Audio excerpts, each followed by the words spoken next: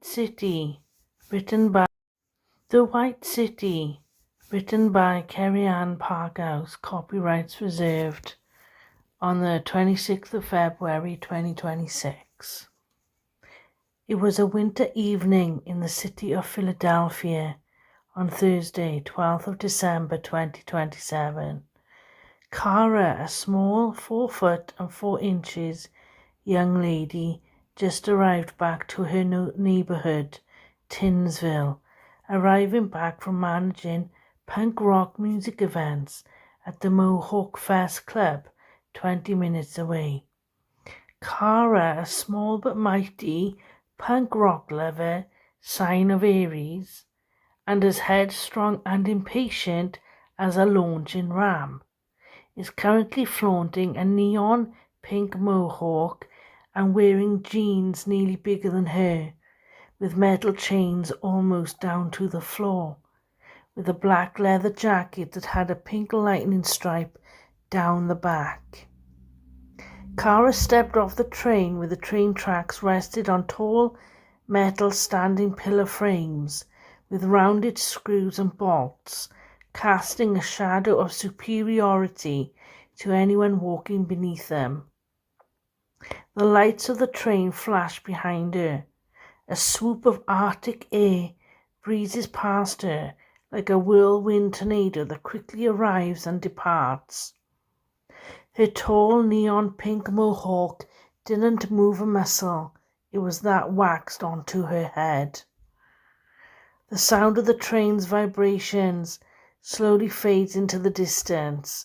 Clackety-clack, clack, clack. Cara forgot her gloves. Her hands may as well have been solid icicles. She rubbed her hands together and breathed into them to warm them up, her breath forming a cloud of mist. She could see the road below her through some holes in the tracks platform, luckily not big enough for her to fall through. There were a few cars driving underneath. The traffic lights glowed green to red. It went quiet again. You could hear every noise from a distance, stray dogs looking into the metal dumpster bins, the sound of the metal lead circling the ground, ting, ting, ting, echoing out into all the back alleys. The buildings of the city were built from tin, some silver and shiny, others old and rusty. Most shops had been out of business for a while now. Above the shops, people still lived in their flats above, with their rusty iron bar windows and slide-down ladders that couldn't be trusted. The roads are full with potholes, deeper than the ocean, looking like they were dug out by moles. Cara walked the steps to the side of the platform and makes her way down, reaching the last step. All of a sudden, out of the blue, a portal emerges. A bright spear of light bursts into the air, quickly in and out of sight. Cara vanishes and then reappears. Standing there with her mouth wide open in shock, eyes now widened. Looking around, she notices she has just landed into the center of a massive new city, all white and sparkling. So white it's hurting her eyes. She looks around and sees a sign that says, "Welcome to the White City." There, Cara was standing in what appeared to be a nature park. It was surrounded by different-sized fern trees and a big, white, sparkling willow tree, with white, long leaves just swaying gently back and forth, touching the top of a lake. There were gaps in between the trees, showing glimpses of the city life beyond. Flying shuttles, fast like lightning, go past. Smells of cinnamon and coconut fill the air. So sweet. The air was extremely clean. It was so clean Cara could almost taste it and smell it.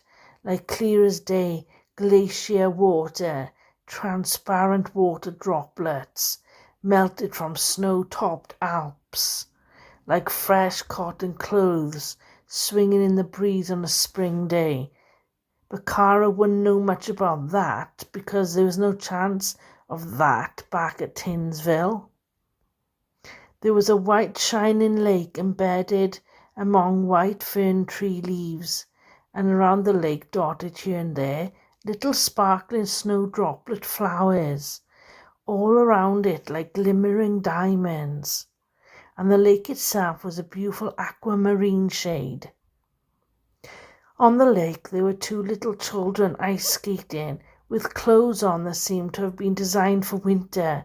They looked like mini spacesuits, silver and shiny, and their ears were pointy. Cara thought, what unusual children. In front of her there were multiple paths leading off into all different directions. In the blink of an eye, she felt cold snowdrops touch her cheek. Opening her hand, she let them drop into her palm, soft little specks. She could see big white pyramid structures beyond the park, like snow-topped Alps, and there were flashing advertisements on the sides of the biggest pyramid in the center. A woman spoke in the distance. Welcome to the White City. We hope you enjoy your stay. The woman's speech was impeccable and streamlined, like it had been perfected through hundreds of years of digital evolution. Cara felt relieved to have landed in this white city. It was a far leap compared to the miserable, depressing downtown city of Tinsville. Here it was magical, thriving and joyful, with no loud motorbikes, no burnt-down cars at the side of the road, no loud trains, no pollution from all the vehicle exhausts, no more dirty wet snow slush on the sides of the curbs, no more dogs looking in dumpsters for food. Cara felt at peace. She could hear herself think for a change, her worries starting to cease, and now she didn't want to go back. A new life awaited.